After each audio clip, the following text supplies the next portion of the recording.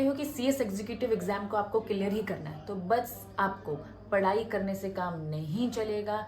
बहुत बहुत बहुत ज़रूरी है कि अगर आप इसकी राइटिंग प्रैक्टिस भी करेंगे तो कैसे एक आंसर लिखा जाता है ये सीखना बहुत ज़रूरी है। होता क्या है, बच्चे ना बस पढ़ते रहते उन्हें ऐसा लगता है भैया मॉड्यूल बस घोट लो। ऐसे काम नहीं चलेगा जब तक आप उस आंसर को रिटर्न वे में नहीं ट्राई करोगे। तो प्लीज़ अगर आप जानना चाहते हैं कि एक आंसर कैसे लिखा जाता है, आप हमारे ऐप में इसे आसानी से देख सकते हैं।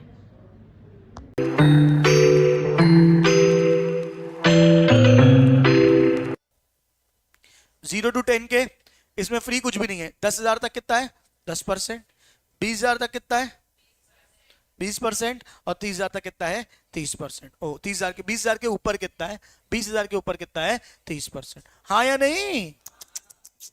Very simple. अच्छा अब आते हैं सर। चलिए वेरी गुड। आइए सबसे पहले चैप्टर का नाम समझेंगे। क्या लिखा है? Issue and listing. जरा मुझे बताओ, सेबी के आईसीडीआर के रेगुलेशन, फिर सेबी के एलओडीआर। आईसीडीआर क्या बताता है? क्या काम होता है आईसीडीआर में? कैसे आईसीडीआर बोलता है कैसे इशू होगा, एलओडीआर बोलता है कैसे लिस्ट होगा।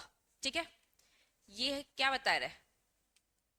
इशू भी और उसकी लिस्टिंग भी, लेकिन किस कौन सी सिक्योरिटी? Non convertible securities. ठीक, चलो अगर आपको थोड़ा बहुत याद हो, हमने एलओडीआर में पढ़ा था कि अलग अलग टाइप की सिक्योरिटीज होती है। ये भी था नॉन कन्वर्टेबल सिक्योरिटीज। ठीक है, तो उसी की बात की जा रही है। आ जाइए, तो चैप्टर एकदम फ्रेश है। इस चैप्टर में क्या क्या रेगुलेटरी फ्रेमवर्क पढ़ने वाले। सेबी के बहुत सारे रेगुलेशन है। One of the regulation issue and listing of non convertible security. यहाँ पे स्पेसिफिक हम किसकी बात कर रहे हैं? वो सिक्योरिटी जो कि कन्वर्ट नहीं होगी। रेगुलेशन 2021।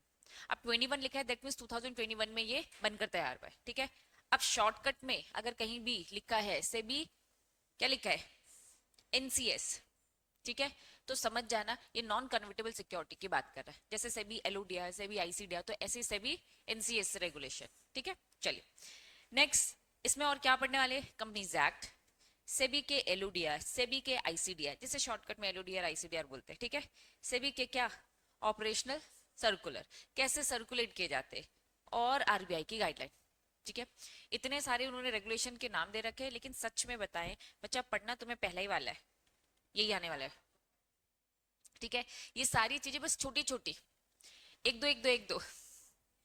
पकड़ी गई, पकड़ी गई, भगवान यार। चलो, तो पहला ही रेगुलेशन अपन को पढ़ना है मेन, बाकी सब छोटी मोटी बातें आएंगी तो बस ये बोल देते कि भैया ये रेगुलेशन भी पढ़ेंगे, क्योंकि एक आध बात उसकी आती है, रिपीट होती है। चलो इंट्रोडक्शन। सबसे पहले इंट्रोडक्शन, आओ पहले शॉर्ट में बता रही हूँ, शॉर्ट में पहले रीड करने का। क्या लिखा है? इंडिया रिक्वायर, इंडिया को इक्विटी की भी जरूरत है और बॉन्ड मार्केट की भी जरूरत है। मतलब सिंगल इक्विटी से काम चलने वाला नहीं है, बॉन्ड भी बराबर का उतना ही है, जो हमारी इकोनॉमिक ग्रोथ के लिए बहुत ही ज्यादा हेल्पफुल है। ठीक है, तो बस जनरल लिखा है, India require strong equity and strong bond market for the economic growth. Corporate and government issue debenture to raise the fund. इन्होंने कहा कि भैया सरकार को भी जरूरत है और नॉर्मल कंपनीज को भी जरूरत है। वो इशू करती है, क्या इशू करती है? डिबेंचर। मतलब ये एक और तरीका है जिससे हम मार्केट से फंड रेज कर सकते हैं। तो इक्विटी भी है तो डिबेंचर भी है। क्योंकि नॉन कन्वर्टेबल सिक्योरिटीज की बात की जा रही है, तो नॉन कन्वर्टेबल सिक्योरिटी से मतलब क्या? वो डिबेंचर्स जो कन्वर्ट नहीं होते, वो बॉन्ड जो कन्वर्ट नहीं होते। डन। चलो, corporate bond gain the importance due to किसके कारण इंपॉर्टेंस मिली है? बैंकिंग सेक्टर स्ट्रेस के कारण। तुम नोटिस करो, ये बैंक क्या कर रहा है? लोन देने से मना कर दे रहा है। अगर लोन देने से मना कर दे रहा है तो हम क्या कर रहे हैं? हम बॉन्ड इशू कर रहे हैं। बॉन्ड भी तो काइंड ऑफ लोन हुआ ना। ठीक है, तो क्योंकि बैंकिंग सेक्टर का स्ट्रेस बढ़ता जा रहा है, बैंक से लोग लोन ले लेकर देते नहीं है, तो ये सारे इश्यू है। इसीलिए इसीलिए ये मार्केट थोड़ा थोड़ा अब बहुत ज्यादा पॉपुलर हो रहा है। Company issue equity share with the voting rights, preferential share with the dividend priority. मालूम है ना? तो भाई कंपनी को क्या चाहिए कि भैया हमें डिविडेंड नहीं देना, हमें प्रॉफिट में शेयर देने की जरूरत नहीं है, हम नहीं चाहते कि वोटिंग राइट्स दे, ओनरशिप दे। हम इसीलिए थोड़ा सा किस तरफ जाना चाहते हैं, डिबेंचर की तरफ जाना चाहते हैं, बॉन्ड्स की तरफ जाना चाहते हैं। क्यों जाना चाहते हैं? क्योंकि हमें अपनी ओनरशिप में कोई भी बंटवारा नहीं चाहिए। Next, preference shares are consider safer appealing to institution. बस जनरल बात है कि भैया प्रेफरेंस में क्या होता है, सेफर होता है। क्यों? क्योंकि प्रेफरेंस में क्या होता है, एक समय बाद वो रिडीम हो जाते, ठीक है, वोटिंग राइट भी नहीं मिलती, बस उनको क्या मिलता है, डिविडेंड की प्रायोरिटी। सेबी रेगुलेट करता है issue listing of the debts and preference shares, दोनों को करता है। सेबी प्रपोज मर्ज, सेबी ने क्या बोला, डेट और प्रेफरेंस शेयर रेगुलेशन को क्यों ना एक कर दिया जाए। क्या बात बोल दी अजीब सी। अब आ जाओ, इस बात का कनेक्शन इससे है, इस बात का कनेक्शन इससे है।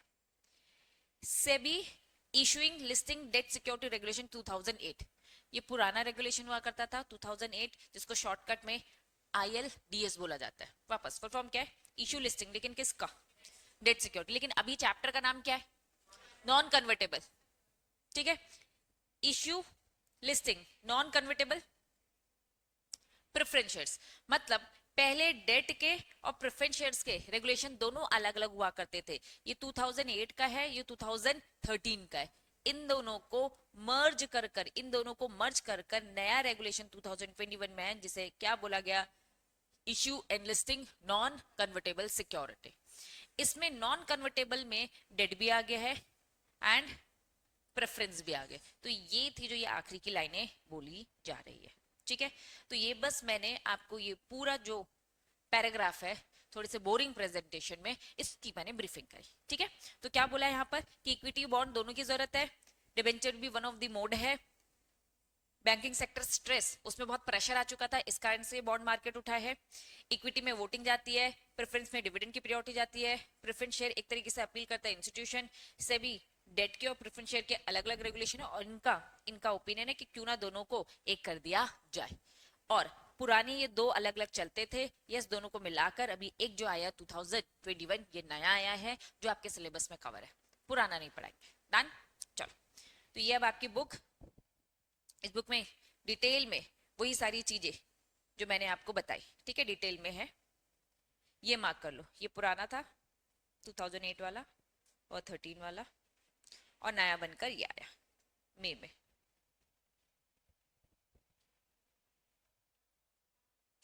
ठीक है,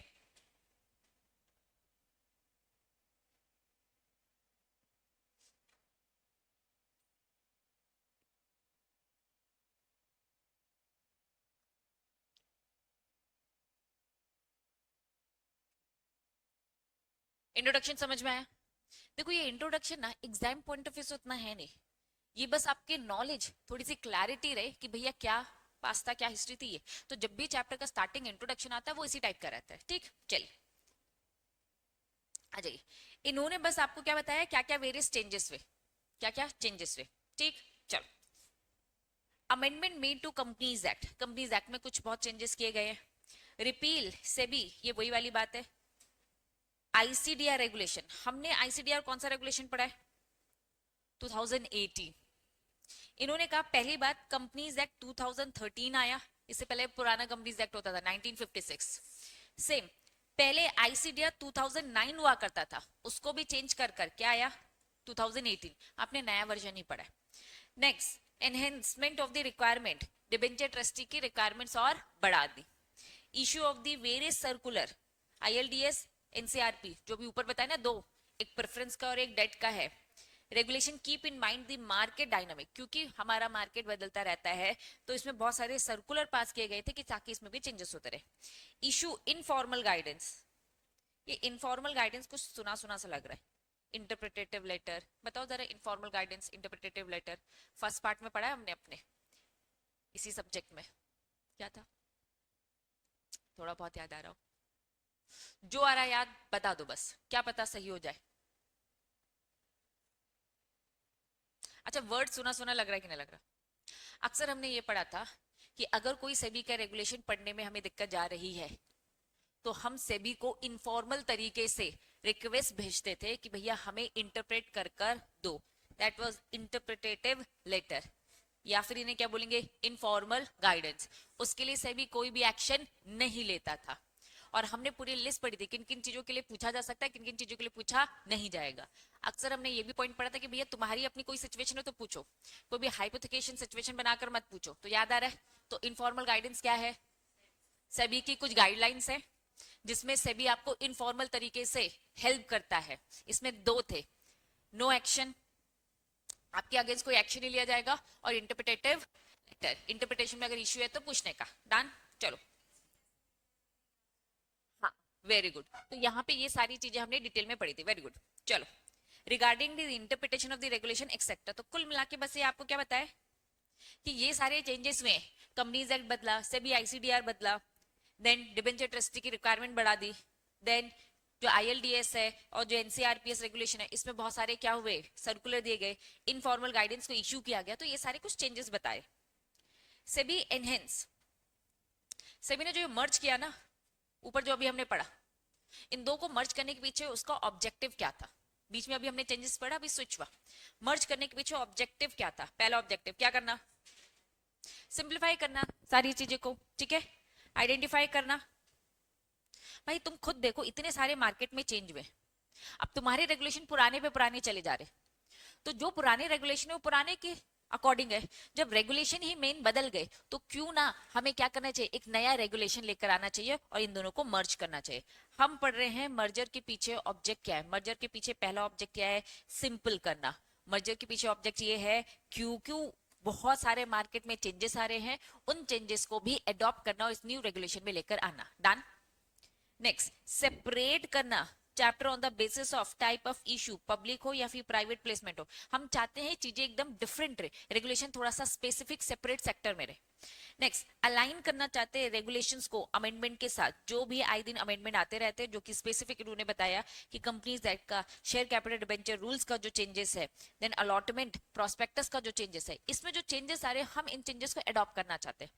next, to merge all the existing circular into a one operational circular. अगर तुमने नोटिस किया होगा तो यहाँ इन्होंने बोला बहुत सारे सर्कुलर पास किए, जैसे मार्केट चेंज होता है सर्कुलर पास करके ऐड ऑन करते, तो इन्होंने कहा मार्केट में इतने सारे सर्कुलर आ चुके हैं, हम चाहते क्यों ना एक नए से रेगुलेशन बना दे, उसमें ही सारे सर्कुलर को ऐड ऑन कर दे। तो कुल मिलाकर सब बदलता जा रहा है, आपका एक्ट पुराना है। जब भी आपका रेगुलेशन बहुत ज्यादा अमेंड हो जाता है तो इससे अच्छा क्या है, पूरा हटाओ और नया ही रेगुलेशन बना दो। समझ में आ रहा है? पक्का? चलो, तो finally SEBI NSM regulation 2021 start करेंगे। न्यू एसएमएन रेगुलेशन में ये सारी सिक्योरिटीज है, मतलब नॉन कन्वर्टेबल सिक्योरिटीज है, मतलब हमारा क्या है, पहला इसमें क्या आएगी, डेट सिक्योरिटीज, दूसरा नॉन कन्वर्टेबल रिडीमेबल प्रेफरेंसेस, याद रखना, परपेचुअल डेट इंस्ट्रूमेंट, परपेचुअल मतलब क्या, जो कंटिन्यू रहेंगे, ठीक है, और परपेचुअल नॉन क्यूमुलेटिव प्रेफरेंसेस। देखो बचपन में पढ़ते थे प्रेफरेंस के बहुत सारे टाइप्स होते थे, ठीक है, तो बस यही है, एक डेट वाला, एक नॉन कन्वर्टेबल वाला, ठीक है, रिडीमेबल वाला, फिर क्या है, कमर्शियल पेपर। तो इनका जो रेगुलेशन है किन किन सिक्योरिटीज में लगेगा, फटाफट याद करो। पहला डेट और कमर्शियल पेपर दोनों एकदम अलग, ठीक है, डेट वाला और कमर्शियल पेपर अलग। फिर उसके बाद non convertible redeemable preference share, perpetual debt instrument या फिर perpetual non cumulative preference shares. Done रहेगा? चलो, अब यहाँ पे उन्होंने non convertible security means debt, same वही सारी चीजें बता दी कि भैया एनी अदर, अगर सेबी ने और कुछ स्पेसिफाइड भी कर दिया, अभी तो ये चार चीजें स्पेसिफाई करके कुछ और स्पेसिफाइड किया तो और एड ऑन करना। डन? चलो, इंपॉर्टेंट डेफिनेशन, सबसे पहले ऊपर डेट सिक्योरिटी पढ़ा, तुम लोग क्या समझते हो डेट सिक्योरिटी से, बताओ जरा। कोई भी ऐसा इंस्ट्रूमेंट, डिबेंचर्स, जिससे आप क्या ले रहे हो, लोन ले रहे हो, कंपनी प्रूफ दे रही कि भैया तुमने मुझे उधार दिया है और बदले में हम तुम्हें एक सर्टिफिकेट दे रहे हैं, ये सर्टिफिकेट सबूत है कि मैंने तुमसे इंडेट लिया है, मैंने तुमसे उधार लिया है। तो डेट सिक्योरिटी मतलब क्या है, ये एक नॉन कन्वर्टेबल डेट सिक्योरिटी है जिसकी क्या रहती है, एक फिक्स मैच्योरिटी पीरियड रहता है, जो कि एक्नॉलेजमेंट होता है इनडेटनेस का, जो कि डिक्लेरेशन होता है कि मैंने तुमसे उधार लिया, कंपनी ने तुमसे उधार लिया। इंक्लूडिंग इसमें क्या क्या आता है, इसमें आता है हमारा डिबेंचर, इसमें क्या आता है हमारा डिबेंचर, देन क्या आता है bonds, any other security constitute a charge on the asset property और नॉट, चार्ज क्रिएट हो चाहे ना हो। वापस हम पढ़ रहे हैं डेट सिक्योरिटी क्या है, इनकी डेट सिक्योरिटी से मतलब नॉन कन्वर्टेबल है, एक बात याद रखना, जिसकी फिक्स मैच्योरिटी होती है, ठीक है। जो एक्नॉलेजमेंट होता है किसका, इंडेटनेस का। इसमें और कौन कौन आते हैं, डिबेंचर्स, बॉन्ड्स और एनी अदर सिक्योरिटी जिसमें चार्ज क्रिएट एसेट में हो चाहे ना हो। क्लियर, चलो। But exclude, but exclude, simple भाषा में अगर मैं बोलूं, हम पढ़ रहे हैं डेट सिक्योरिटी। डेट सिक्योरिटी मतलब नॉन कन्वर्टेबल डेट सिक्योरिटी जिसकी फिक्स मैच्योरिटी पीरियड है। एक तरफ इंक्लूड की डेफिनेशन, एक तरफ एक्सक्लूड की डेफिनेशन। इंक्लूड में क्या बोला, डिबेंचर्स, बॉन्ड, अदर मे और मे नॉट क्रिएट चार्ज या फिर एसेट, ठीक है, जिसमें कुछ ना कुछ गिरवी हो चाहे ना हो। चार्ज क्रिएट करना मतलब कुछ ना कुछ गिरवी रहना, ठीक है, मॉर्गेज में। एक्सक्लूड करता है, ठीक है, बस ये पॉइंट वाइज है। सबसे पहला पॉइंट क्या लिखा है, सिक्योरिटी, कुछ सुना सुना सा है। हमने सिक्योरिटाइजेशन, सिक्योरिटी की पूरी डेफिनेशन पढ़ी थी, उसमें सिक्योरिटी रिसिप्ट था। सरफाइसी एक्ट, एक एक्ट बताया था जो बैंकों को लेकर बनता है। मैंने वहां पे थोड़ी बहुत ब्रीफिंग आपको दी थी। एक एसेट मैनेजमेंट कंपनी होती है जो नॉन परफॉर्मिंग एसेट एनपीओ को खरीद लेती है, लेकिन वो पैसा मार्केट से उठाती है, लेकिन मार्केट में इक्विटी डिबेंचर इशू नहीं करती है, मार्केट में सिक्योरिटी रिसिप्ट देती है। मैं बैंक, मेरे अंडर बहुत सारे डिफॉल्टर जो लोन करोड़ों का लेकर चुका नहीं रहे, मैंने इन नॉन परफॉर्मिंग एसेट को तुमको बेच दिया। तुम एक एसेट मैनेज करने वाली, मेरे एसेट को मैनेज करने वाली कंपनी हो, तुम मेरे इन नॉन परफॉर्मिंग एसेट्स को खरीद रहे हो, डन। अगर तुम खरीद रहे हो तो तुम मुझे पैसा दोगे, तो बैंक को एक मोटी रकम चाहिए, ये मोटी रकम तुम्हारे पास नहीं है। तुमने मार्केट में इशू किया कोई एक डॉक्यूमेंट, उस डॉक्यूमेंट, उस इंस्ट्रूमेंट को हम क्या बोलते हैं, सिक्योरिटी रेसिट, जिसमें दूसरे बैंक ही हाथ डालते। तो कुल मिलाकर तुमने भी मार्केट में दूसरे बैंकों से पैसा लिया है ताकि इस बैंक को फ्री कर सको। अब मैं फॉर एग्जाम्पल 1 करोड़ का जो मेरा डिफॉल्टर है जिसने लोन नहीं चुकाया, उसको क्या 1 करोड़ में बेचूंगी, बिल्कुल नहीं। 90 लाख में, 80 लाख में, जैसा तुम्हारा और मेरे बीच में नेगोशिएशन होगा, तुम मार्केट से पूरा पैसा उठाओगे और इनसे अप्रोच करोगे और इनसे पूरे के पूरे लोन को रिकवर करोगे। लोन की रिकवरी पूरे 1 करोड़ की होगी। जो वो 10 लाख 20 लाख का क्या है, वो आपका क्या है, मुनाफा है। बात समझ में आ रही है, चलो। तो क्या क्या एक्सक्लूड होगा, पहला क्या एक्सक्लूड हो रहा है, सिक्योरिटी रिसिट, सिक्योरिटी रिसिट समझ में आया। दूसरा क्या लिखा है, सिक्योरिटाइज डेट इंस्ट्रूमेंट, इसी की ही तरह होता है, अभी तुमको यही लेके चलना है, ठीक है।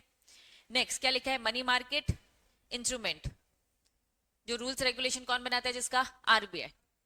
गवर्नमेंट बॉन्ड्स, जो कौन इशू कर रहा है, रेगुलेट कौन कर रहा है, SEBI.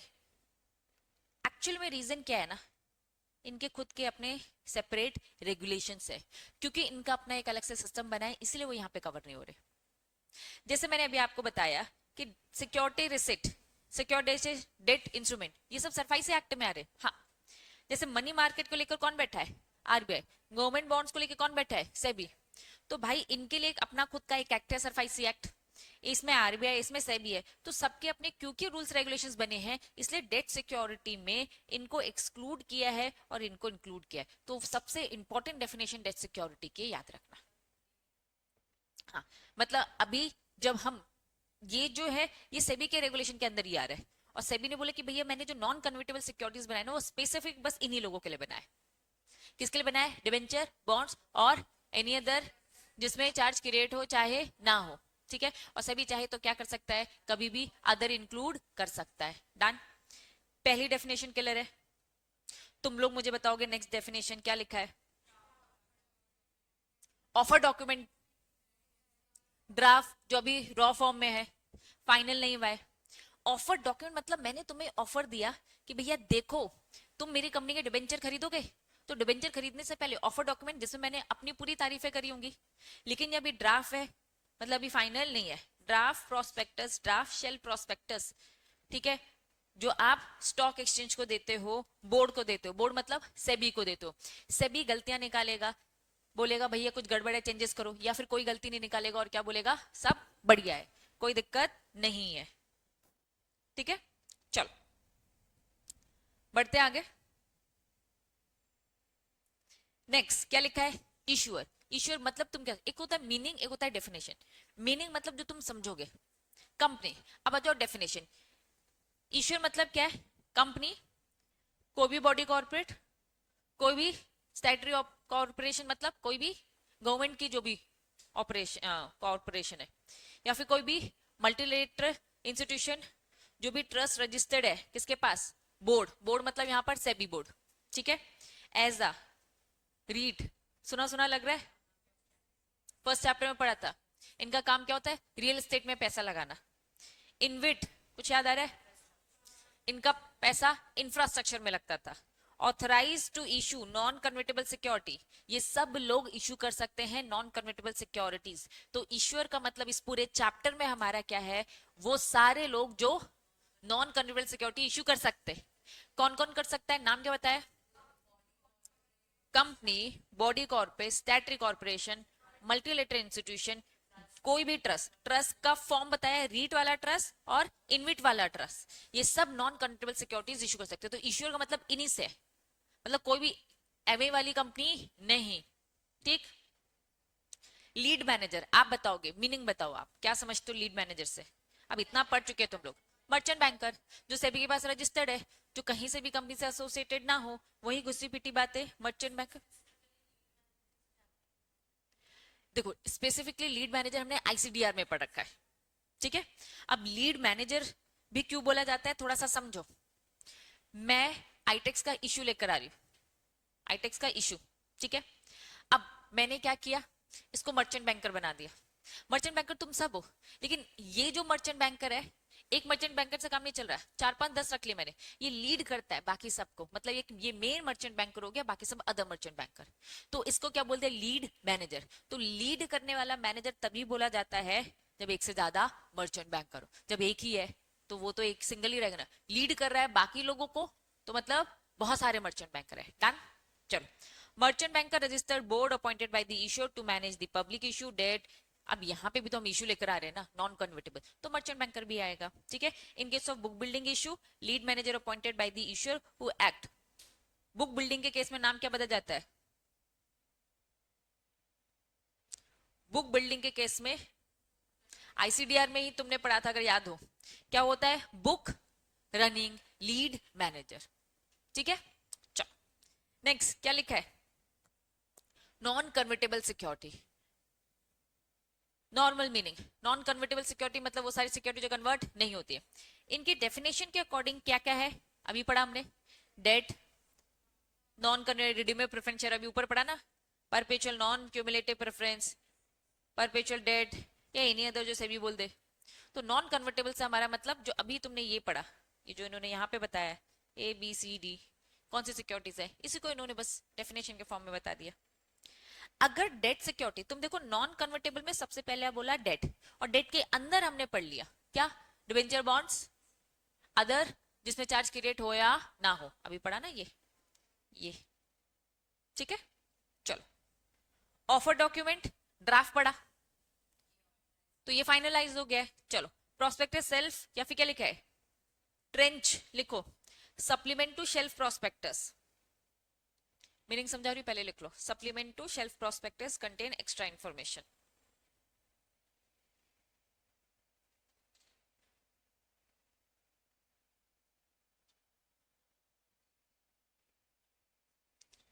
Contain extra information.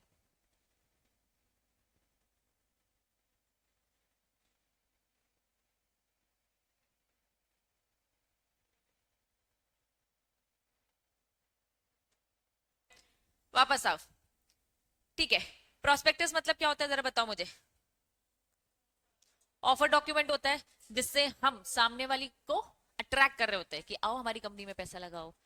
Shelf prospectus क्या होता है, एक प्रोस्पेक्टस जो हमें बार बार यूज करना है। हम कह रहे कि भाई पुराने साल वाला ही ब्रोशर इस साल चला देते, ठीक है, बहुत ब्रोशर छाप दिए थे हमने, आईटेक्स का एग्जाम्पल दे रही हूँ, ठीक है। तो ब्रोशर क्या है, आईटेक्स का एडवर्टीजमेंट, जिसे देख के हम बच्चों को बोलते हैं आओ हमारी क्लास में एडमिशन लो, क्या ये बात समझ में आ रही है। तो ऐसे प्रोस्पेक्टस है, अगर प्रोस्पेक्टस को हमें रिपीटेटिवली यूज करना होता है तो उस प्रोस्पेक्टस को शेल्फ में, ठीक है, कुछ नहीं अलमारी में क्या करना है, संभाल के रखने का, ठीक है। लेकिन ये ट्रेंच प्रोस्पेक्टस क्या है, supplement to a shelf prospectus, जिसमें क्या होता है, एक्स्ट्रा इंफॉर्मेशन, लेकिन वो पुराना जो ब्रोशर था ना उसमें पुरानी डेट लिखी थी, उसमें लिखा था 20 मार्च 2024 में बैच चालू होगा, तो 24 लिखा था ना। अभी नए के अकॉर्डिंग क्या होना चाहिए, 25 होना चाहिए। तो कुछ चीजें हमें एक्स्ट्रा निकालनी पड़ती है, ठीक है, एडिशनली। तो मेन हम कह रहे हैं ये मेन प्रोस्पेक्टस है, और एडिशनल सप्लीमेंट हमने जो साथ में डाला, इन सब को हम क्या बोलते हैं, प्रोस्पेक्टस। तो कुछ नहीं, डिटेल डेफिनेशन बता रहे हैं आपको। ऑफर डॉक्यूमेंट से मतलब हमारा प्रोस्पेक्टस है नॉर्मल वाले से, जो हर साल नया बनता है, शेल्फ से है, जो आप रिपीटेटिवली 1 साल तक यूज कर रहे हो, और वो सप्लीमेंट पार्ट वाले से भी है। In case public issue of the debt security या फिर नॉन कन्वर्टेबल या placement memorandum in case of the private. अब देखो इन्होंने क्या बोल दिया, टर्म क्या लिखा है, प्लेसमेंट मेमोरेंडम। अगर आप क्या कर रहे हो, प्राइवेट प्लेसमेंट कर रहे हो, प्राइवेट प्लेसमेंट मतलब क्या, सेबी आईसीडीआर, प्राइवेटली किसी को दे रहे हो, तो उसके लिए ऑफर डॉक्यूमेंट वर्ड क्या यूज करते हैं, प्लेसमेंट मेमोरेंडम, ठीक है। बस ये बोलते हैं कि प्राइवेट प्लेसमेंट करोगे, प्राइवेटली किसी को दोगे ना, तो आप प्रोस्पेक्टस टर्म यूज नहीं करोगे, बस क्या वर्ड यूज करोगे, प्लेसमेंट मेमोरेंडम, ठीक है। चलो, इसमें इंक्लूड होता है ड्राफ्ट भी। प्राइवेट प्लेसमेंट नीचे दे दिया, offer invitation non converted security to selected group of person, selected group of person को हम दे रहे, दैट वाज प्राइवेट प्लेसमेंट, ठीक है। स्टार्ट करें, टॉपिक बताओ क्या लिखा है नेक्स्ट, पब्लिक इशू। कुछ बताने की जरूरत है क्या, जो पब्लिक को दिया जाता है भैया सब्सक्राइब कर दो, बस यहाँ पे इक्विटी नहीं दिया जा रहा है, यहाँ पे क्या दिया जा रहा है, डेट दिया जा रहा है, नॉन कन्वर्टेबल सिक्योरिटीज दिया जा रहा है। Next, secured debt security. वापस पढ़ाई कितना तूने, इतनी लेट आई है, चल नालायक। क्या लिखा है, अभी डेफिनेशन ही चल रही है, बढ़ ही नहीं पा रहे तुम लोग के चक्कर में से, आगे जा ही नहीं पा रहे। वही तो, ये एक नालायक, 2 3, बाकी सब। चलो, सिक्योर डेट मतलब क्या, सिक्योर डेट सिक्योरिटी मतलब क्या, चार्ज क्रिएट होगा। What do you mean by charge, mortgage, कोई प्रॉपर्टी एसेट हमने गिरवी रखा है कि भैया पैसे नहीं चुका पाए तो भैया इसे बेच के ले लेना, ठीक। चलो, इलेक्ट्रॉनिक बुक प्रोवाइडर प्लेटफॉर्म, नाम से काम समझो, कुछ इलेक्ट्रॉनिक है। क्या लिखा है, बुक प्रोवाइडर प्लेटफॉर्म, ये एक इलेक्ट्रॉनिक प्लेटफॉर्म है जो प्राइवेट प्लेसमेंट करवाता है, किसका, नॉन कन्वर्टेबल सिक्योरिटीज का, प्रोवाइडेड बाय, ये रिकॉग्नाइज्ड स्टॉक एक्सचेंज ही ये प्लेटफॉर्म देता है, ठीक। चलो नीचे आ जाओ, क्या लिखा है, non convertible redeemable preference share, समझ में आता है ये तो, प्रेफरेंस जो रिडीम होगा but not include preference share जो कि कन्वर्टेबल, क्योंकि नॉन कन्वर्टेबल लिखा है साफ साफ। परपेचुअल डेट मतलब क्या, जो आरबीआई ने दे दिया, मतलब आरबीआई के मत्थे दे दिया उन्होंने कि भैया आरबीआई अपने गाइडलाइन के अकॉर्डिंग कुछ भी चेंज करते तो प्लीज वो वाला debt instrument. Perpetual non cumulative preference shares मतलब सेम आरबीआई की गाइडलाइन के अकॉर्डिंग, कुछ नहीं, कुल मिलाकर यहाँ पे उन्होंने क्या दे दिया है, डेफिनेशन। डेफिनेशन सबसे पहला, डेट सिक्योरिटी सबसे इंपॉर्टेंट डेफिनेशन, क्या क्या आता है और क्या क्या नहीं आता है, इसको तो अच्छे से याद करना है। Include debenture, bond, other security, whether charge create और नॉट। एक्सक्लूड क्या, सिक्योरिटी रिसिट्स और securitize debt instrument, money market जो आरबीआई गाइडलाइन देती है, देन गवर्नमेंट बॉन्ड जो सेबी देती है। इनको अलग करने के पीछे रीजन ये, इनके खुद के अपने अलग से रेगुलेशंस बने हुए हैं, ठीक है। ये नॉन कन्वर्टेबल सिक्योरिटी बस इन्हीं में लगता है जो इन लोगों ने यहाँ पे गिवन दे रखा है, ठीक। चलो, बाकी सारी चीजें एवं वाली डेफिनेशन। जब भी कोई रेगुलेशन स्टार्ट होता है तो सबसे पहले हम उसका थोड़ा हिस्ट्री बैकग्राउंड पढ़ते हैं। हिस्ट्री बैकग्राउंड में हमने समझा कि नॉन कन्वर्टेबल सिक्योरिटीज की बात करते हैं, इससे पहले बहुत भी पुराने सिस्टम हुआ करते थे, नया आया ये 2021 में, फिर हमने इसकी डेफिनेशन कवर करी। अब फाइनली हम रेगुलेशन नंबर 3 से स्टार्ट करते हैं। रेगुलेशन नंबर 3 आपको क्या बताता है, applicability unless otherwise provided, SEBI कहीं और अगर कुछ और बोल रखा है तो, वैसे तो यही ये सारी चीजें लगेंगी। रेगुलेशन 2021 इन सब में लगेगा, अगर कहीं कुछ और लिखा है तो उसे भी कंसीडर कर लेंगे, मना करके रखा है तो भैया मना हो जाएगा, लेकिन जब तक कहीं कुछ और नहीं लिखा तो हम ये मान के चल रहे कि सेबी का कौन सा वाला, एनसीएस, सेबी का कौन सा रेगुलेशन, एनसीएस, याद रहेगा 2021 रेगुलेशन किस किस में अप्लाई होगा। ऊपर जो कुछ भी पढ़ा था सेम वही तो है, issue, listing, debt, non convertible, redeemable preference मतलब किस किस में लगेगा, डेट सिक्योरिटीज में लगेगा, और डेट सिक्योरिटी की डिटेल डेफिनेशन अभी पढ़कर आए। दूसरा, non convertible redeemable preference share, next commercial paper पढ़ा था ऊपर, ठीक है, जो आरबीआई की गाइडलाइन के अकॉर्डिंग है. देन क्या लिखा है, non convertible security issued on a private placement. तो ये तीन चीजों पर हमारा सेबी एनसीएस 2021 एप्लीकेबल है. क्लियर है यहां तक? चलिए regulation number 3, applicability of this chapter. This chapter से मतलब क्या है, चैप्टर 2. देखो हम ना रेगुलेशन सेबी एनसीएस पढ़ रहे हैं, सेबी एनसीएस के अंदर चैप्टर 1 2 3 4 5 की बात हो रही है. अभी जो हम पढ़ रहे हैं वो चैप्टर 2 पढ़ रहे हैं. तो general condition eligibility criteria chapter 2 के अकॉर्डिंग, तो उन्होंने कहा कि ये जो बोल रहे हैं ना एप्लीकेबिलिटी, दोनों में डिफरेंस है. ये एप्लीकेबिलिटी क्या बोल रहा है, पूरा एनसीएस किस किस में लगेगा ये बताए, स्पेसिफिक चैप्टर 2 किस पे लगेगा ये यहाँ पे बता रहे हैं. दोनों में डिफरेंस समझ में आ रहा है, पूरा रेगुलेशन किस में लगेगा और स्पेसिफिक एक चैप्टर किस पे लगेगा. चलो स्पेसिफिक जो ये चैप्टर है चैप्टर 2 ये किस पे लगेगा, अप्लाई करता है पहला किसमें, डेट सिक्योरिटी में और नॉन कन्वर्टेबल, सेम है ये वाला जो पब्लिकली दिया जा रहा है. दूसरा non convertible security issued to, simple sense में अगर मैं बोलूं, एक तरफ क्या बोला, डेट सिक्योरिटीज दिया जा रहा है और non convertible redeemable preference shares किसे दिया जा रहा है, पब्लिक को. नॉन कन्वर्टेबल सिक्योरिटीज किसे दी जा रही है, प्राइवेटली दिया जा रहा है. या तो मैंने पब्लिकली दिया या फिर सिलेक्टेड लोगों को दिया. डिफरेंस समझ में आ रहा है पक्का? चलो, unless otherwise provided in this regulation, issuer making offer non-convertible security shall be satisfied the condition. जब भी कंपनी, ईश्वर मतलब क्या था, डेफिनेशन बताओ, ईश्वर की डेफिनेशन में क्या, कंपनी, बॉडी कॉर्पोरेट, सैटरी, multilateral institution, very good, trust जो रिट्स और इनविट जैसा है, ये सब जो नॉन कन्वर्टेबल सिक्योरिटी इशू कर रहे हैं, ये सब था ईश्वर. तो इन्होंने कहा कि ईश्वर अगर ये नॉन कन्वर्टेबल सिक्योरिटी ऑफर कर रहा है तो उसे ये कंडीशन सेटिस्फाइड करनी चाहिए. क्या, जब भी date of filing draft of a document, सारी कंडीशन फुलफिल हो जानी चाहिए. कब, किस डेट तक, जब आप क्या दे रहे हो, ड्राफ्ट ऑफ अ डॉक्यूमेंट दे रहे हो. जब आप क्या दे रहे हो, ऑफर डॉक्यूमेंट दे रहे हो. जब आप क्या कर रहे हो, ऑफर डॉक्यूमेंट. दोनों में डिफरेंस है. पहला वाला तो समझ में आ रहा है, ड्राफ्ट फॉर्म में दे रहे हो, किसको दे रहे हो, सेबी को भी और स्टॉक एक्सचेंज को भी, ठीक है. डेट ऑफ फाइलिंग, जब आप ऑफर डॉक्यूमेंट जो फाइनल हो चुका है, बोर्ड को भी दे रहे हो और सेबी को भी, sorry SEBI and stock exchange. Date of filing offer document किसको, आरओसी को. तो कुल मिला के उन्होंने क्या बोला, नॉन कन्वर्टेबल सिक्योरिटी जो भी इश्यूर कंपनी इश्यू करेगा, जिस दिन आप ये फाइलिंग करेंगे ना, उस तक की जो भी कंडीशंस होती है वो आपको सेटिस्फाइड करनी है. मतलब सारी कंडीशन सेटिस्फाइड हो जाएगी, उसके बाद ही आप ये सारे काम कर पाओगे, आप एलिजिबल हो जाओगे नॉन कन्वर्टेबल सिक्योरिटी इश्यू करने में. डन, पक्का. रेगुलेशन 5 क्या बोलता है, रेगुलेशन 5 अभी पढ़ा, सॉरी 4 अभी पढ़ा. 4 क्या पढ़ा, डेट या फिर non convertible redeemable preferences to public, non convertible security to private placement. इस टाइप के इश्यू लेकर आ रहे हो तो प्लीज ध्यान रखना, इन डेट को कंडीशन सेटिस्फाइड हो जानी चाहिए. ठीक है, 3 डेट थी, ड्राफ्ट दे रहे हो या फिर फाइनल दे रहे हो, या फिर फाइनल दे रहे हो आरओसी को. डन.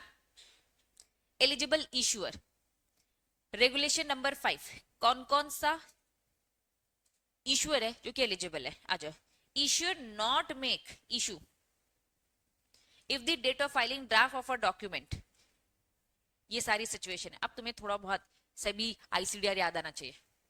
इश्यूअर नहीं लेकर आएगा अगर वो क्या है, debarred by the SEBI, SEBI ने मना करके रखा है. नेक्स्ट क्या लिखा है, कुछ याद आ रहा है, अनदर कंपनी वाला, डिबार्ड प्रमोटर वाला, सेम चीजें वही लिखा है. Promoter, promoter group, director debarred from assessing, same promoter director issuer company, another company, सभी आईसीडीआर. इश्यूअर प्रमोटर डायरेक्टर क्या, willful defaulter. Then promoter whole time director of the issuer is a promoter director, another company वाला willful defaulter. दोनों में difference समझ में आ रहा है, पहला और दूसरा डिबार्ड की बात हो रही है, देन तीसरा चौथा willful defaulter, बस एक नॉर्मल कंपनी और एक अनदर कंपनी को लेकर. डन. चलो ये भी याद आ रहा होगा, फ्यूजिटिव इकोनॉमिक ऑफेंडर है प्रमोटर डायरेक्टर, या फिर क्या है, फाइन या पेनल्टी लगा के रखी सेबी ने या स्टॉक एक्सचेंज ने, और ये अभी क्या है पेंडिंग है, दिया ही नहीं है। तो इस टाइप के इश्यूअर नॉन कन्वर्टेबल सिक्योरिटी के लिए एलिजिबल नहीं है। तो प्लीज डिबार्ड के 2 पॉइंट है, विलफुल डिफॉल्टर के 2 पॉइंट है, 4 हो गए। फिजिटिव इकोनॉमिक ऑफेंडर और फाइन पेनल्टी अभी पेंडिंग है, दी नहीं है। हाउएवर जो बी और डी है, बी और डी, बी और डी मतलब अनदर कंपनी वाले, not applicable in case person who was appointed as a director only by virtue of। चलिए डिबेंचर ट्रस्टी पहले समझाओ क्या है ये डिबेंचर ट्रस्टी।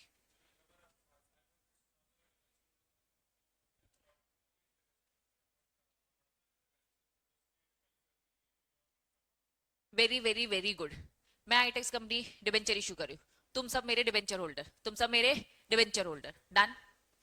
अब अगर तुम सब मेरे डिबेंचर होल्डर हो तो भाई तुम्हारी रक्षा के लिए मुझे किसे अपॉइंट करना है, डिबेंचर ट्रस्टी को।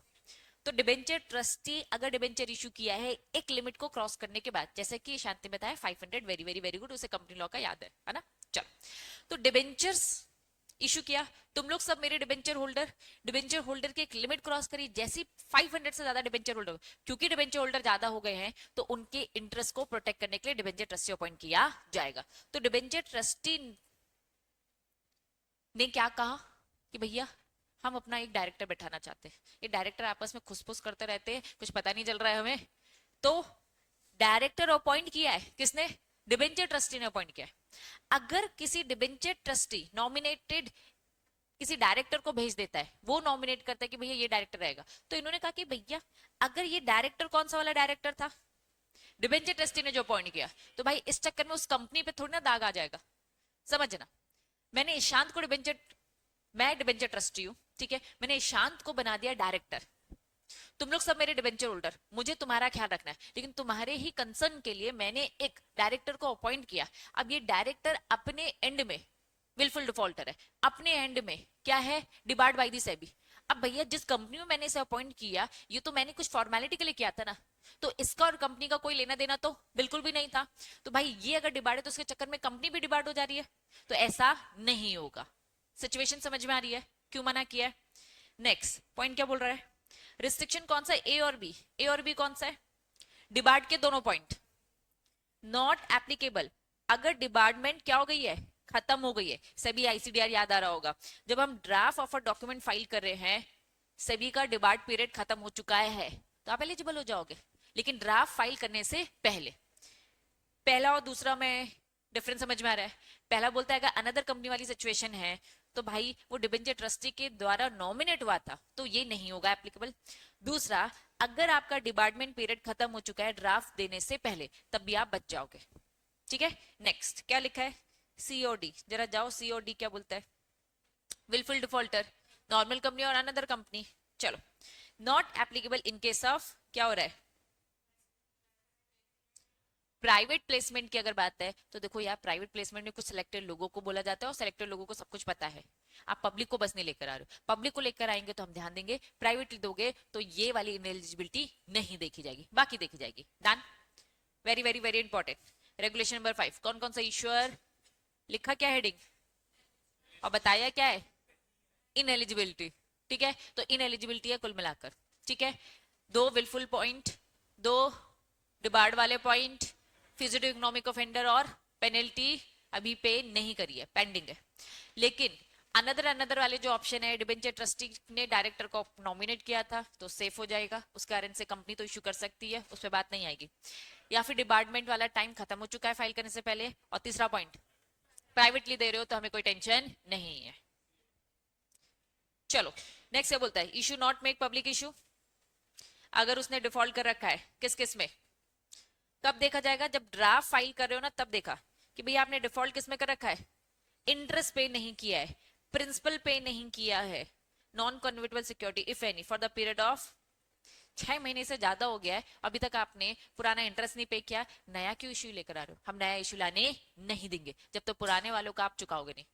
पुराने वालों का भी 1 ही महीना हुआ है, चलेगा, 2 महीने हुआ है, चला है, कितने में नहीं चलेगा, 6 महीने से ज्यादा हो गए, ना इंटरेस्ट दिया ना प्रिंसिपल अमाउंट दिया, तो यस आप पुराना वाला चुका नहीं रहे हो और नया लेके आ रहे, हम नया लाने नहीं देंगे। डन, इन प्रिंसिपल अप्रूवल क्या क्लिक होता है? स्टॉक एक्सचेंज में जाके, बॉम्बे नेशनल स्टॉक एक्सचेंज में जाके परमिशन लेने का है, एप्लीकेशन दो एक से ज्यादा स्टॉक एक्सचेंज में कि भैया हम जो शेयर्स लेके आ रहे प्लीज इसे लिस्ट कर लेना। अब क्योंकि आपका पूरा का पूरा सेबी आईसीडीआर क्लियर है तो ये बस ऐसी ही बातें करेगा। डिपॉजिटरी समझते हो? डिपॉजिटरी के पास जाकर किस टाइप का अग्रीमेंट करते हैं कि सारे के सारे सिक्योरिटीज डीमैट फॉर्म में हो जाए, डीमैटेलाइज फॉर्म, ठीक है। क्योंकि डिबेंचर इशू कर रहे हो तो क्या करना है, डिबेंचर ट्रस्टी अपॉइंट करना पड़ेगा डेट सिक्योरिटीज के केस में। चलो, रजिस्ट्रार टू इशू फिर से आ गया है जो हमेशा भूल जाते हो। Very good.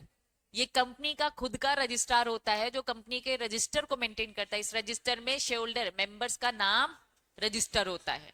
डन। चलो याद है तुम्हें।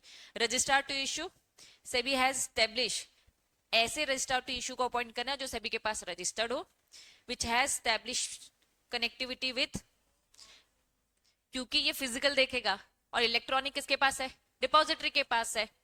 However, if the issuer itself register to issue, company ने अपना खुद का रजिस्टर टू इश्यू रखा है, it shall not appoint itself as a registrar to issue. क्या बोल रहा है ये लाइन, बताओ क्या ये बात समझ में आ रही है? वापस लैंग्वेज रीड करेंगे। पहली लाइन क्या बोल रहा है, इश्यूअर को किसको अपॉइंट करना है, रजिस्ट्रार टू इश्यू को करना है। ये कौन होना चाहिए, सेबी रजिस्टर्ड होना चाहिए, विच हैज एस्टैब्लिश कनेक्टिविटी विद, पहला सेंटेंस समझ में आया, सारे डिपॉजिटरी के साथ इसकी कनेक्टिविटी होनी चाहिए। Next, however if the issuer itself, issuer कौन है, रजिस्ट्रार टू इश्यू। कंसेप्ट समझ में आ रहा है?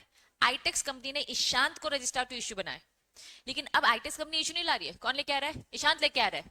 अगर कोई एक रजिस्ट्रार इशू ही इशू लेकर आ रहा है तो क्या ये अपने आप को अपॉइंट कर लेगी, किसी और को अपॉइंट करेंगे ना।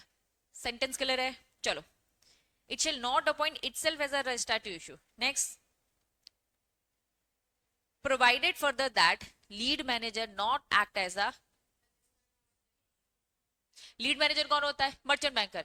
भैया इसका काम अलग है ना, तो मर्चेंट जो बैंकर है, लीड मैनेजर नहीं रजिस्ट्रार टू इश्यू बनेगा, in which it is also handling, उसके भैया बहुत सारे काम है वहां पे, पोस्ट पोस्ट हैंडलिंग भी है उसकी, पोस्ट इश्यू रिस्पॉन्सिबिलिटीज भी है उसकी। भाई जब ये हो जाएगा उसके बाद भी सारे काम स्मूथली होने चाहिए। मर्चेंट बैंकर का काम बस प्री नहीं है, पोस्ट भी है। तो जब वो पोस्ट का भी काम संभाल रहा है तो वो रजिस्ट्रार इश्यू वाला काम नहीं लेगा। बात समझ में आ गई क्या? पक्का? अब थोड़ा सा डिटेल, यहाँ सिलेबस में नहीं है, ठीक है, आगे चल के प्रोफेशनल में जाता है। मर्चेंट बैंकर की कैटेगरीज होती हैं, टाइप्स होते हैं, कैटेगरी 1, कैटेगरी 2, कैटेगरी 3। किस टाइप का मर्चेंट बैंकर अपॉइंट किया है, ठीक है। एक ऐसा मर्चेंट बैंकर होता है जो बहुत ज्यादा फैसिलिटीज देता है, एक मीडियम फैसिलिटी और एकदम कम फैसिलिटी, तो ऐसे अलग अलग टाइप के होते हैं।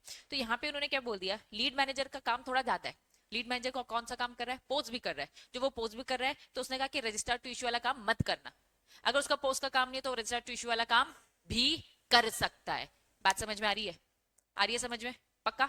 चलो नेक्स्ट हेडिंग क्या लिखा है, ये सब नोन हो, नोनो क्या होता है, क्रेडिट रेटिंग एजेंसी क्या काम करती है, कंपनी को रेट करती है कि वो जो सिक्योरिटीज लेकर आ रहा है ना, इनकी क्या बताता है, एक तरीके से कैपेबिलिटीज बताता है, इंडेटनेस बताता है कि भैया कितना उधार चुका सकती है, वापस तुमसे ले तो रही है, चुका पाएगी कि नहीं, तो रेटिंग के थ्रू ये पता चलता है।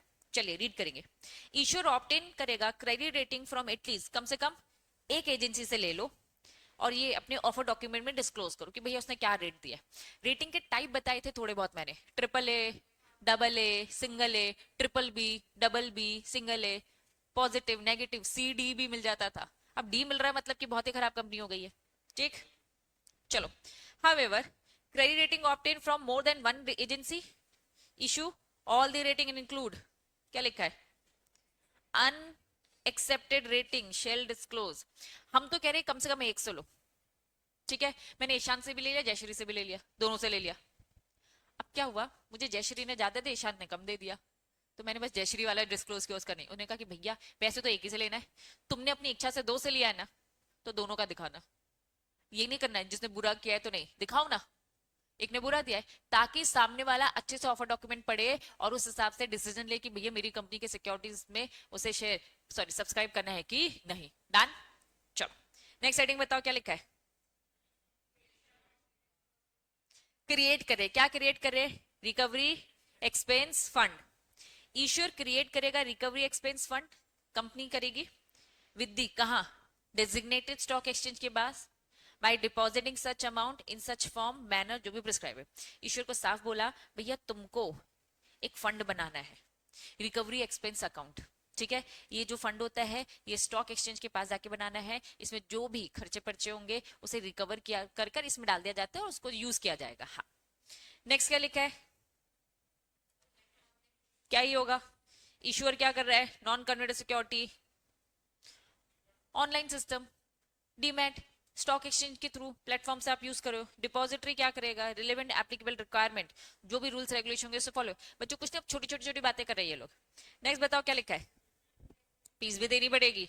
पब्लिक इशू लेके आ रहे ईश्वर, जब भी ड्राफ्ट ऑफ डॉक्यूमेंट दोगे सेबी को, स्टॉक एक्सचेंज को, forward soft copy draft of document to SEBI and its record. साथ में क्या देने का, फीस. कुछ भी रिकॉर्ड में देते हो तुम्हें लगता है बिना पैसे क्या होता है, कुछ भी नहीं. कोई भी फॉर्म भरोगे विथ फीस होगी, खुद का ही देख लो ना. आईसीएसआई में एग्जीक्यूटिव का रजिस्ट्रेशन फीस, एग्जामिनेशन फीस, हर किसी में फीस होता है. तो यहाँ जितनी भी बातें लिखी ना फाइलिंग एंड ऑल बिना फीस के नहीं होती है. यहाँ बस बताते नहीं, प्रिस्क्राइब बोल देते. तो प्रिस्क्राइब आपको और डिटेल रूल से मिलेगा. Done. Next continue. Non convertible अगर पब्लिक इशू है तो ऐसा, प्राइवेट प्लेसमेंट है तो डेजिग्नेटेड स्टॉक एक्सचेंज को क्या बोल दिया, शेल कलेक्ट रेगुलेटरी फीस. उसको बोल दिया भैया कि तुम ना फीस कलेक्ट कर कर दोगे. डन. नेक्स्ट हेडिंग क्या लिखा है,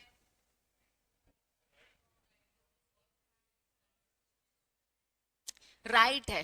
क्या करने का राइट है, रिकॉल या फिर रिडीम. क्या लिखा है, टाइम था भैया 2 साल का, ये क्या करे 2 साल से पहले ही रिकॉल कर रहे हैं या फिर रिडीम कर रहे हैं, टाइम से पहले मैच्योर कर रहे हैं. Issuer making issue non convertible security have right to recall. उसके पास राइट है कि वो क्या कर सकता है, मैच्योरिटी डेट से पहले बुला सकता है. राइट है to provide to all the investor या फिर only to retail investor right to redemption. मतलब कि क्या कर रहा है, मैच्योरिटी डेट से पहले रिडीम करवा रहा है सारे इन्वेस्टर्स का या फिर रिटेल. बताओ जरा रिटेल इन्वेस्टर्स कौन होते थे, जिनकी मैक्सिमम 2 लाख होती थी. मैक्सिमम बोलेंगे मिनिमम बोलेंगे, मैक्सिमम छोटे लोग, छोटे इन्वेस्टर्स है ना, छोटे लोग. कहीं और नहीं जाना है अपन को, है ना. चलो आओ एक बार सिंपल लैंग्वेज में एक बार पढ़ेंगे फिर उसका वो पैराग्राफ रीड करेंगे. क्या लिखा है, issue has right to recall non convertible security redeem debt security before their maturity date. पहला पॉइंट क्लियर है, पहला पॉइंट क्लियर है, रीड करो.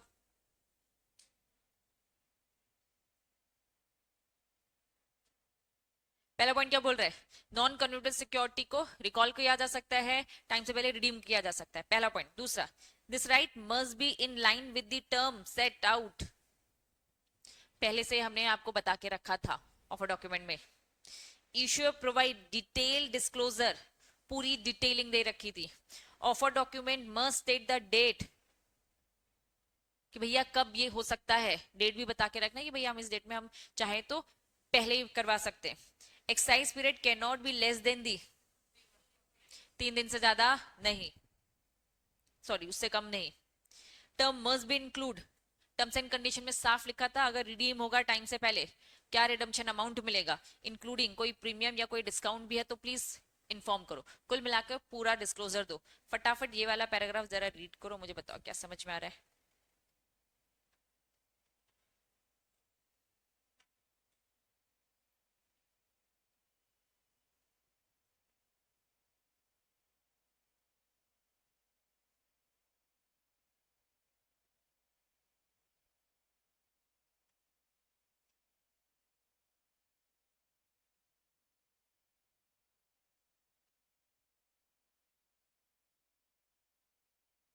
पढ़ो, समझ में आ रहा है. नेक्स्ट क्या लिखा है, इश्यूर इन्वेस्टर में एक्सरसाइज सच राइट. इश्यूर इन्वेस्टर क्या कर सकते हैं, उस राइट को एक्सरसाइज कर सकते हैं. पार्शियल एक्सरसाइज भी कर सकते हैं. पार्शियल मतलब क्या, आधा आधा, आधा कर सकते हैं और आधा नहीं. Proportionate basis only on such right, no such right exercisable before the expiry of the, कम से कम 1 साल तो लो. 2 साल का है आप 2 महीने में खत्म कर दोगे क्या, कम से कम 1 साल के बाद ही आप क्या कर सकते हो, रिकॉल करवा सकते हो और प्री रिडीम करवा सकते हो. ठीक है, issue of such non convertible. Next continue. Issuer send a notice, जब भी ये होगा तो इश्यूर की प्रोसेस, इश्यूर क्या करेगा, नोटिस देगा. ठीक है, किसको देगा? सारे के सारे एलिजिबल होल्डर्स से जिनसे मंगवाना है, उनको नोटिस दिया जाएगा या डिबेंचर ट्रस्टी को दिया जाएगा। कितने दिन पहले? At least 21 days before the date from the right to exercise. जिस दिन ये एक्साइज किया जाएगा उससे 21 दिन पहले नोटिस दिया जाएगा सारे एलिजिबल होल्डर्स को। फॉलोइंग मैटर में सॉफ्ट कॉपी दे दी जाएगी सारे एलिजिबल ईमेल एड्रेस के थ्रू, हार्ड कॉपी दे दी जाएगी। ठीक है, अगर रजिस्टर्ड नहीं है तो ऑब्वियसली बात है कि तुम्हें मेल के थ्रू दिया जाएगा। कुल मिलाकर आप तक सारी इंफॉर्मेशन पहुंचाई जाएगी। साइमल्टेनियसली इसकी जो कॉपी है नोटिस की, किसको देने का? स्टॉक एक्सचेंज को देने का। इश्यूअर पे इंटरेस्ट, अगर हमने जो अभी यहाँ पे ड्यूरेशन बोला लेट हो गया तो 15% पर एनम के हिसाब से आपको इंटरेस्ट भी एक्स्ट्रा देना पड़ेगा। After the completion of the exercise of right, issuer report करेगा स्टॉक एक्सचेंज को सारा काम अच्छे से हो गया, डिबेंचर ट्रस्टी को बताएगा, डिपॉजिटरीज को बताएगा कि भैया ये हमने वापस मंगा लिए, प्लीज इसे एक्सटिंग्विश करो, खत्म करो। कुल मिलाकर अभी जो हमने टॉपिक पढ़ा, ये टॉपिक क्या बोलता है कि हम चाहे तो टाइम से पहले कर सकते, लेकिन टाइम से पहले करने के लिए फुल डिस्क्लोजर देना पड़ेगा, रूल्स एंड नोटिस देना पड़ेगा कम से कम 21 डेज पहले, और जब ये काम हो जाएगा तो सबको इन्फॉर्म करना पड़ेगा। यहाँ पे ये टॉपिक होता है ओवर, और आज की क्लास भी करेंगे खत्म। आज बस इतना ही, कल बाकी का चैप्टर खत्म करेंगे और साथ में केस स्टडीज भी। डन, आज की सभा समाप्त।